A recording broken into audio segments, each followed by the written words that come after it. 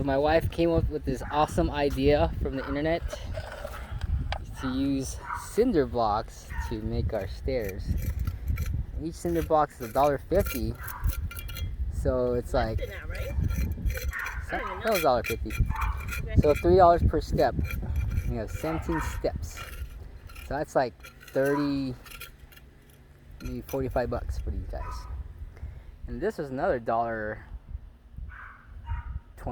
or something per thing. So that Yeah, 120. 120. Or 105, I think. So what we're gonna do is to cap that so that you know, kind of thing. So we have to use mortar, and yeah, and that's it.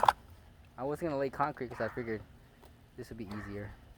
And Amber was like, "Why are you gonna use brick when you're gonna use cement anyway, and then cover the whole thing?" But I was like, "I'm not gonna cover the whole thing. I'm just gonna cover the edges."